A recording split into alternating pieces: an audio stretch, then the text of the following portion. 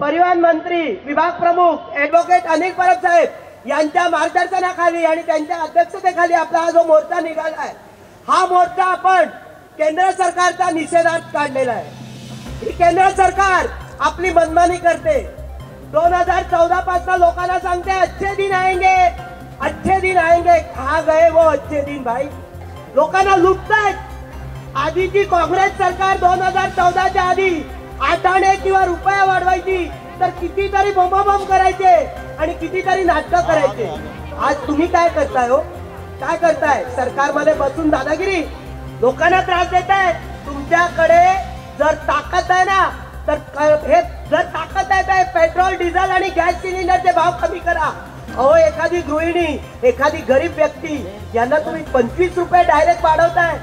सरकार करते काय? सरकार सामान्य जनतेला आज पेट्रोल डिझेलचे भाव वाढले म्हणजे सगळ्याच तुमचा ट्रक टेम्पो याला लागणारा डिझेल आणि त्याच्यामुळे भाजी राशन सगळ्यांचे भाव वाढणार। असा या अच्छे दिन दाखवणाऱ्या या केंद्र सरकार आणि मोदी सरकारचा निषेध करूया। आपण सगळ्यांनी एकजूट होऊन महाराष्ट्राच्या जनतेला सगळ्यांना दाखवून द्यायचं आहे की हे काय करताय। एवढंच सांगून मी आपली रजा घेते। धन्यवाद। जय हिंद, जय भारत माता की।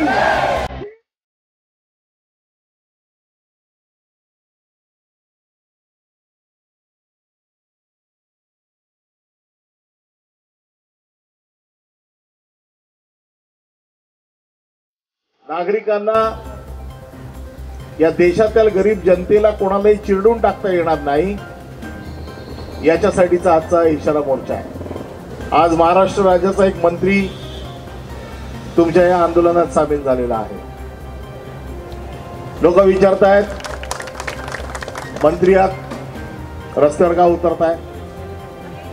म्हणून मी तुम्हाला सांगायला आलोय की जे जे प्रश्न राज्य सरकारशी संबंधित आहेत याच्यासाठी लोकांना रस्त्यावरती येण्याची गरज नाही। राज्य सरकार सक्षम आहे की त्यांचे प्रश्न सोडवण्याचे, आणि ते गेल्या वर्षभरात माननीय उद्धव साहेबांनी आपल्या मुख्यमंत्र्यांचे सोडवलेले आहेत। गॅसचे दर वाढलेत, पेट्रोल डिझेल वाढतंय। ज्यावेळेला पेट्रोल डिझेल वाढतं त्यावेळेला ट्रान्सपोर्टेशन वाढतं।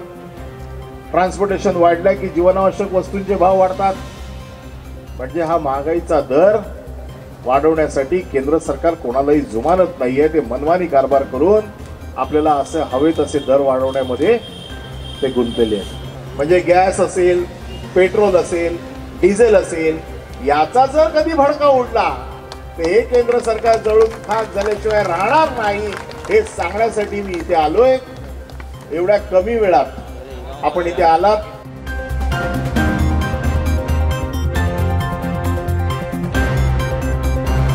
या आंदोलनामध्ये गरीब जनता जी भरडली जाते, आज इंधनाचे दर ज्या पद्धतीने वाढतायत त्याचा फटका सर्वसामान्य नागरिकाला बसणार आहे। आणि म्हणून सर्वसामान्य नागरिकाला या महागाईचे चटके कुठे लागू नयेत आणि त्याचा निषेध करावा म्हणून शिवसेना रस्त्यावरती उतरलेली आहे।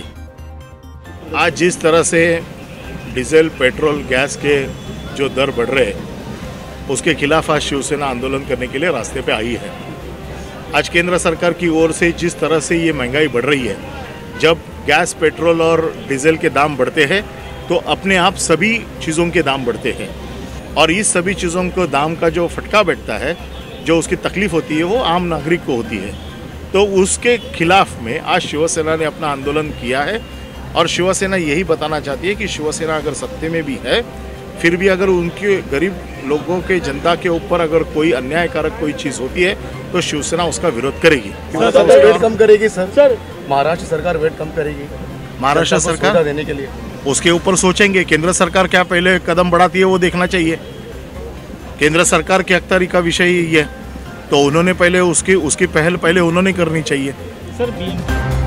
मैं हूं जाफर उस्मान शेख, द अखबार न्यूज़ से। जैसे कि आप सब जानते हैं, मैं भी यहाँ पे एक स्टोरी कवर करने आया हूँ। जो आंदोलन चल रहा है, जो बढ़ते पेट्रोल डीजल के दाम है, मैं भी गाड़ी से आया हूँ और उस गाड़ी को पेट्रोल लगता है। दिन ब दिन जो भाव बढ़ रहे हैं, जो रेट बढ़ रहे हैं पेट्रोल डीजल के, उसी के बारे में आंदोलन जो अनिल परब साहब है, महाराष्ट्र परिवहन मंत्री, और साथ ही साथ यहाँ के विभाग अध्यक्ष है एडवोकेट अनिल परब जी, उनके नेतृत्व में ये इतना बड़ा आंदोलन चल रहा था। ताकि पेट्रोल डीज़ल के जो दाम है वो वापस लिया जाए। सबसे बड़ी परेशानी है कि जैसे अनिल परब साहब का कहना ये है कि अब जैसे कि पेट्रोल डीज़ल के दाम बढ़ते हैं तो ट्रांसपोर्टेशन के दाम बढ़ जाते हैं। इस चीज़ का सीधा जो असर है गरीब जनता जो उनके ऊपर असर होता है। जैसे कि हम सब्जी भाजी वगैरह जो लेने जाते हैं उनके भाव बढ़ जाते हैं और लोगों को महंगाई की मार का सामना करना पड़ता है। उसी के बारे में आज ये इतना बड़ा आंदोलन लिया गया है शिवसेना के अंदर में नेतृत्व में। और साथ ही साथ जो है अनिल परब एडवोकेट अनिल परब जी जो है परिवहन मंत्री महाराष्ट्र राज्य के, उन्होंने ये बताया कि ये जो सरकार है जो गरीब और किसान विरोधी सरकार है, जो केंद्र की सरकार है मोदी सरकार है, वो जो है किसान विरोधी और गरीब विरोधी सरकार है। जैसा कि उन्होंने पहले भी अपने भाषण में ये बार बार जिक्र किया था कि 15 लाख जैसे हुआ था एक जुमला था उस बारे में, क्योंकि मोदी सरकार जो है आज तक यही बातें कर रही है कि आपको 15 लाख देंगे जिस तरह पहले हुई थी। आज ये कह रहे हैं कि जो भला होगा हमारे गरीबों का भला होगा, किसानों का भला होगा, लेकिन किसान का कोई भला नहीं हो रहा है। आप जैसे देखते हो सिंधु बॉर्डर पे देख रहे हो, अब दिल्ली के अंदर किस तरह से किसानों को लेकर इतनी बड़े पैमाने पर सिक्योरिटी और पुलिस का बंदोबस्त और वहाँ पे बड़े बड़े बैरिकेड लगाए गए हैं कि ये सीधा ये जताता है कि ये किसान विरोधी सरकार है।